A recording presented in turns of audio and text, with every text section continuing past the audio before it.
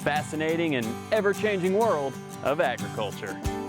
Let's hit the road here in Georgia and meet the farmers, producers, makers, and bakers who keep us all fed and keep us coming back for more. Straight ahead at the fork in the road.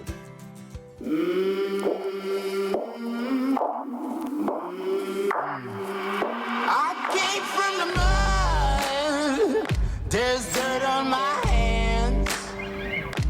Strong like a tree, there's roots where I stand.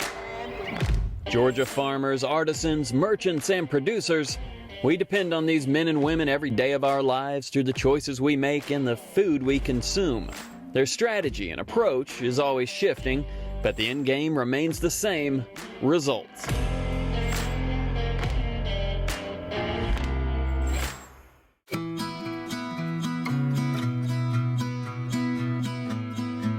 Welcome to the farm-to-table capital of Georgia. Rabun County is home to several delectable dining locations and an array of fresh options in the world of agriculture and aquaculture. Brilliant minds behind all kinds of sweet, savory, and fresh mountain-born flavors. From the hatchery to the hive, we explore all kinds of tasty and fascinating Rabun County destinations with a one-of-a-kind historic hotel offering a perfect place to experience the comforting sights, sounds, and flavors of the North Georgia mountains. Let's begin off the banks of Lake Burton, where clear mountain water aids a healthy population of trout that inhabit Rabun's rivers, lakes, and streams. What a magical species. There always seems to be a pattern in the way they swim. All is tranquil until they breach the surface, angling for their next meal. But the real wonder is how this place operates and what it takes to make an efficient and healthy hatchery. My name is John Lee Thompson, and I am the trout stocking coordinator for the state of Georgia. We're here at Lake Burton Fish Hatchery in Rabun County, Georgia. The hatchery was built in the 1940s and has just recently been renovated in the last couple of years. This facility usually contributes about 350,000 10-inch fish to our Georgia trout stocking program. That's a 1 million fish program all across North Georgia. There's 4 trout hatcheries that participate in the program, and my job is actually to get all 4 facilities functioning as one unit, stocking 1 million fish in Georgia. Here at Lake Burton today, we have rainbow, brown, and brook trout. Typically, we're about a 90% rainbow trout program with a little bit of brown trout and very few brook trout. Brook trout are native to Georgia, but they're also the most difficult to culture in our hatcheries. We'll look at some eggs today. We're going to see the next stage, which is fry, fingerlings, and then we have what we call our catchable trout. So here is our egg incubation room. We'll see if we can pull one out and you can take a look at them. The white eggs are non-viable and they are not going to make trout. You want the eggs to be translucent, and we're looking for them to have reached the next stage, which is eyed up. You can literally pull them out, take a look at them, and see the fish's eyes as a dark black spot. I don't see any eyes in these eggs yet, so they're not quite ready. We take our viable eggs and they go into these McDonald jars. We're about a month away from that process. It typically happens at Thanksgiving. They'll end up, and you'll have about 100,000 eyed eggs rolling around in this jar. As the eggs begin to hatch, we'll take the eggs and fry that are in this jar, and we'll pour them a few at a time into this sifter. This sifter allows fry to pass through and end up in the trough that we're sifting in, and the eggs that haven't hatched stay behind. We pour them back into the jar, give them another 12 hours or so, and do it again. When they hatch, at first they're considered sack fry while they still have a yolk sac, but these are considered swim-up fry or just fry. And then from 2 to 6 or 7 inches, they're considered fingerlings, and then anything larger than that we pretty well call a catchable trout. Brook trout are the only trout that are actually native to Georgia. They can be clearly identified by the white leading edge on their fins. They also don't have any black spots on their back. They have a yellow mappy pattern. Beautiful fish. They are pretty. Right now, we're feeding about 500 pounds of food per day. And in the spring, when these trout are a little bit larger, we'll be feeding almost up to 1,000 pounds a day. So we mentioned more dominant fish growing faster than others. Well, this is how we address that situation with a process called grading. The fish are being pumped off the back half of the raceway, traveling up to the top tower there.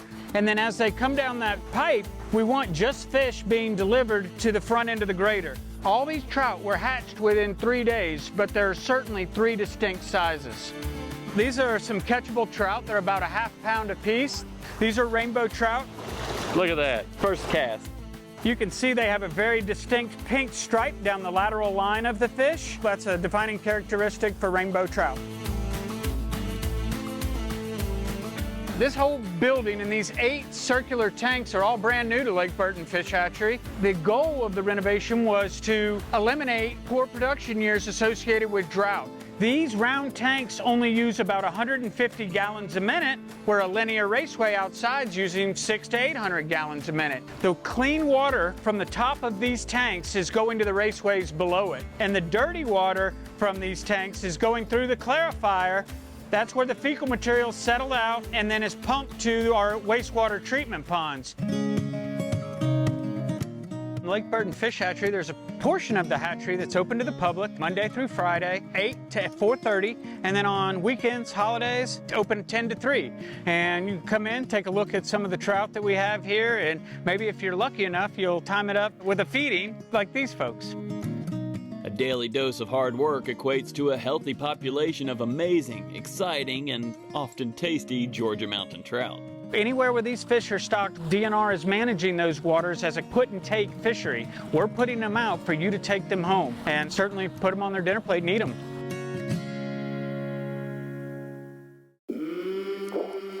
From the hatchery to the honey we go.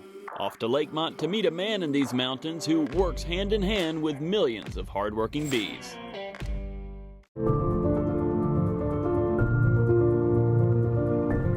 His hives scatter the mountains. His colonies have helped pollinate flowers and crops all around the country, and his methods are studied and shared all over the world. Yes, Bob Benny may be the most interesting beekeeper in the world.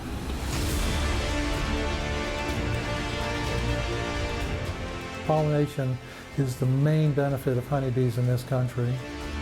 Years ago, I used to travel a lot. I've had bees in as many as 9 states. I would start in California and then into Oregon and Washington State, on to the Dakotas, and I've had bees in Wisconsin, Florida, Georgia, North Carolina. So in past years, we did a lot of moving around, but I'm a little older now. I don't care much for that. Living out of motels and trucks and traveling so much, we just stay close to home. Every bee yard that we have right now, I think there's 38 current bee yards. They're all within 30 miles of this home location. We are what is considered producer packers. In other words, we're beekeepers and we produce honey, but we also pack large amounts. We purchase honey from many other beekeepers that I know and trust, and we have honey in several major chains, Kroger, Walmart, and others. Last year we packaged about 1.5 million pounds in the facility here. Honestly, I'm quite amazed that we do it. It's not a large processing facility, but we push an awful lot of honey through here. Honey doesn't spoil as long as the moisture content is correct. The magic number is about 18% moisture. If it's got more water than that, it will ferment if it hasn't been pasteurized. So we counteract that by bringing our crop into a room where we can dry it down a little bit before we extract it. This rack that you hear over here is a large commercial dehumidifier. We have it running 24/7 during our extracting season. I don't know if you can feel it. This room is very dry. The humidity in here is very low. And we'll turn these fans on that are in the ceiling and drive that very dry air through our honey supers. We're not trying to make it extremely thick. We just want to pull 1 or 2 percentage points of water out before we extract it. We're currently going through about 70 55-gallon drums of honey per week. And the different types of honey, I guess, sells for different prices. That's right. Sourwood is considered a Cadillac honey and goes for probably twice the amount of money of just normal wildflower. Sourwood is kind of a southern Appalachian specialty. You really can't get it in other parts of the world. Bob has been at this for decades, and his experience is well documented. This technique's really pretty simple, and what's cool about it is you don't have to find the queen, so a lot of beginner beekeepers might find this attractive. His YouTube channel has tens of thousands of followers and is one of the best sources for someone who wants to get started in this industry as a profession or a hobby. Now that I've found the queen and I put her in the colony, I don't have to shake anymore. I know she's in there. He shares his knowledge, his tricks, and everything else he can do to help both bees and beekeepers. Here in Lakemont, you can tour the shop, see the bees up close and in action. You can try free samples and even get everything you need to start your own hive. We have a lot of beginners that come in here, a lot of beginning beekeepers. We answer a lot of questions for people. So everything in the store is oriented into honeybees one way or another. So come on to Lakemont and see Bob's bees, tour Bob's store, and maybe even meet the man himself and see what the buzz is all about. From the sweet humming of bees to another talented Rabunite in Clayton who blends science and art to create world-class award-winning spirits.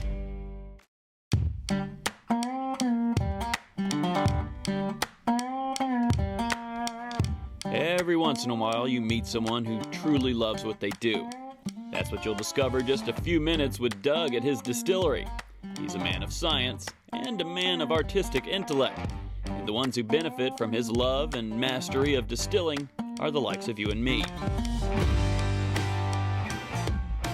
So before we hit Rabun County Speakeasy, let's meet Distillery Doug for a lesson in all things bourbon.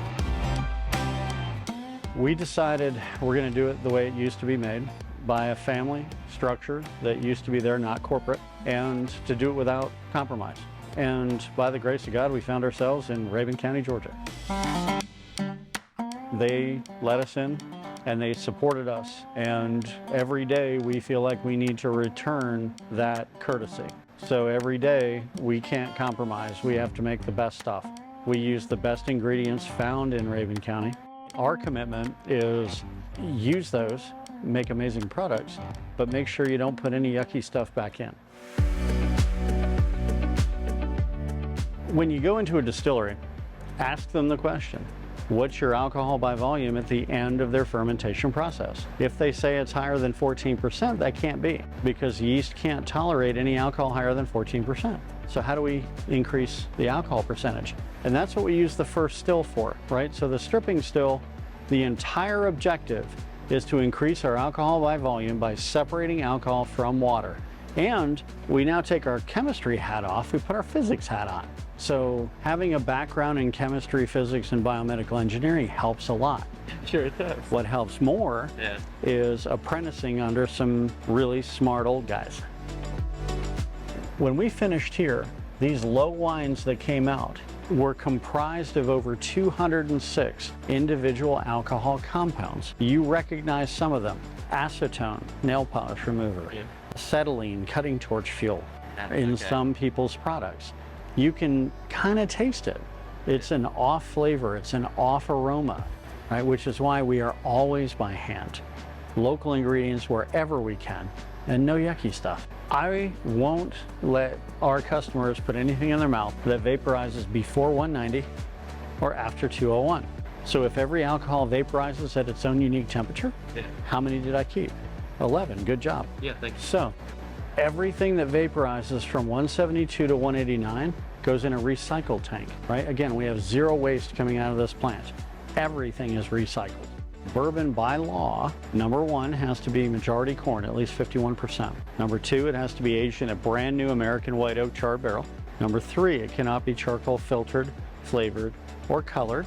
We can't come off the still higher than 160 proof. We can't go into a barrel higher than 125, and we must be made in the United States. And no better way to understand the knowledge that Doug shares than to simply partake and understand firsthand. What's so beautiful is when you get to this, you can really assimilate all those different things. Now, if you notice in the time we're talking, I've never tried to convince you to like it, and I've also never tried to convince you of what you're supposed to be tasting. because in my world, those are incredibly subjective and personal, right? I have 2 rules in this plant. Rule number 1, everybody's tastes are different.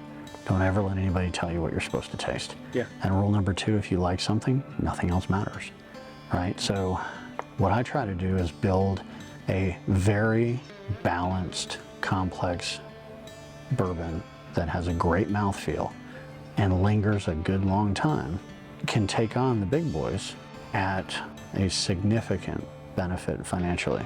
You look at a $35, a $50, and a $70 bourbon that are getting gold medals over things that are at least 3 times their price, twice their price. You're doing a good service for a lot of people. We want them happy. Yeah. So we call this dessert. When I grew up, we didn't have a half gallon of ice cream in the freezer every night. Right? That was a real luxury. Yeah. But when that first snowfall came, my Nana would get condensed milk, vanilla extract, and a bucket of fresh snow, right? And she'd make snow cream. Well, a lot of folks didn't know what snow cream was. So we took Madagascar vanilla, we took our 90 proof select bourbon, and brought in some amazing fresh cream from one of the top 5 creameries in the country. The way it was designed was to give you that top note of fresh vanilla, a little bit of bourbon attitude down the middle, okay, and finish into that bowl of snow cream ice cream. When I do this distillery experience every day, it's a 2-hour engagement where you get to taste all of these around the distillery where we make it, so it's a lot of fun. That is an incredible drink. Thank you. So I learned the science and definitely appreciated the art of what they are creating here at Moonrise Distillery. Family business that honors the traditional distilling methods of the 1850s. And lucky for visitors, the password at this speakeasy is quite simple to obtain. Just open the door, come on in, and prepare to enjoy.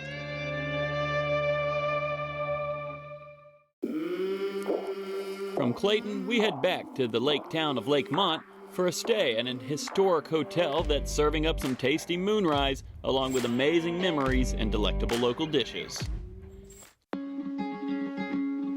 Begin your walk down these stone steps alongside a picturesque koi pond. Take a glimpse of the stone chimney that climbs along the wood siding. And once you step foot inside, you instantly understand why this place is so special. Be it the tree growing straight through the floor and through the ceiling, the woodwork along the mirrors and lamps, or the friendly Lakemont locals who greet you for your stay, the answer is clear. All of the above personify the Lake Raven Hotel. It was built in 1922. So everything that was in the hotel was found on the grounds of the hotel. And it was built using local craftsmen.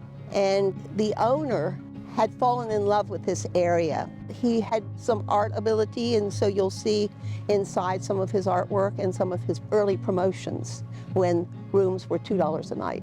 Wow. And you've held those prices up. Yeah, right. What jumps out to most people is how unique all the features are in here, and it's what jumped out to you when you came in this hotel for the first time. I had no intention of buying this place. I'm a preservationist and I'm from Delaware, but I was with a friend that was looking to buy a place, and I got bored after a while, and I said to the realtor, do you have any old places? Because that's what I love and that's what I've grown up with. And she said, as a matter of fact, there's this old hotel, everybody loves it, but I think it's going to go on the market. So I made a special trip back to take a look at it. And I walked through the door and I saw this tree with the bark off of it holding up the second floor. And then I saw this very large stone fireplace that looked so unique to me. It didn't look like it was American made. It looked European. And then I looked over and I saw all the fretwork around the doors in designs, geometric designs. And so all the detail of the building of the Lake Raven Hotel fascinated me. I'd never seen anything like it. This is the first thing you saw. Yeah. The tree. Yeah. Holding up the second floor.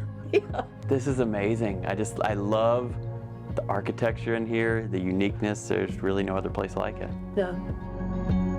Feel this rustic theme is kind of throughout the whole hotel. You know, even in the dining experience, there's little nooks where you can sit in. This is mountain laurel, rhododendron, so this makes up what we call rustic furniture. Yeah. And it was built around 1918. Today, they're extremely valuable. And this is one of the largest private collections of rustic furniture in the country. You know, my favorite piece is the one that has the moving cup holder. Yeah, that's over here. Yeah, that one is awesome. This is so cool. I'm just gonna hang out here today with my little cup holder. Some people don't appreciate cup holders, I do. You have the hotel property here, but there are other places that people can stay, they can wander, they can explore. Yeah, we've got fish camp, and the reason I created fish camp was I'm a dog lover. People couldn't bring their dogs into the historic hotel. So there are 5 fish camp cottages, 2-bedroom cottages, back in the woods by a little pond.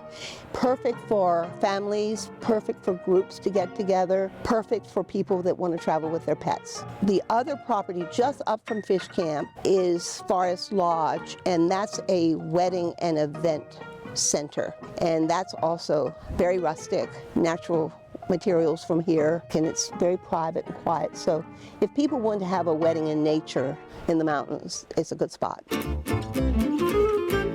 Even on a rainy day, the appeal of this historic destination may have shined even more. The rooms are cozy, no TV. However, there is Wi-Fi if you desire. The idea is to spend quality time with your family and your friends while eating locally sourced lunch and dinner at the restaurant, or enjoying a drink and conversation at the bar with my new friend David, who was stocked with his favorite local spirits. When someone walks in the door, inevitably they walk by and they're craning looking for my bourbon selection, and there's really only one, Moonrise Bourbon. It's all over my bar. It's because they make great whiskey and because it's local. I heard you were a fan of a great old-fashioned. Yes, sir. Yes, sir. Let me prepare you a traditional old-fashioned. Moonrise actually makes their own bitters as well. And so we use their bitters in the old-fashioned. And we want to express, see how the spray's coming over the drink, hitting the rim. And then I'll go ahead and hit it with a little Starlino cherry. Good Moonrise bourbon. There it is. I always recommend a good 4 count. And then just a little bit of simple sugar. And then we'll finish it off with a big giant ice cube. And then one of the keys to the old-fashioned is to stir it 15 times around the edge, and that just mixes the ice cube, water in with the bourbon, and allows everything to settle. And voila, one classic old-fashioned. Thank you so much. I'm glad I came here. My pleasure. To give you the full Lake Raven experience. I'm a little early here. I think some of the other guests are going to join me soon. It's 5 o'clock somewhere. I think so. Just the sultry caramel flavor of good bourbon, a little bit of sugar, and then that citrus spray really brings it alive. Dare I say that's a perfect drink. Thank you, sir. That was awesome. That is awesome. So after my Moonrise happy hour with David, it was time to enjoy the dining experience here at the Lake Raven Hotel. You see, along with their award-winning Georgia pecan-encrusted mountain trout dish that's been named one of the country's best dishes, I had been hearing about this American Wagyu beef, sourced locally to create their flavor-packed burgers.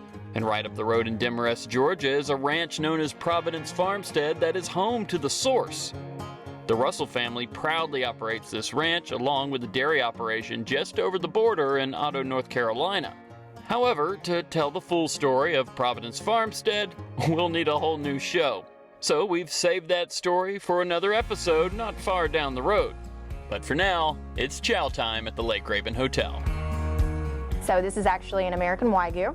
So you have a Wagyu sire, which is the male, and then they breed the sire with Jersey cows. Wagyu is marbled. It's softer. That flavor just cooks into the meat.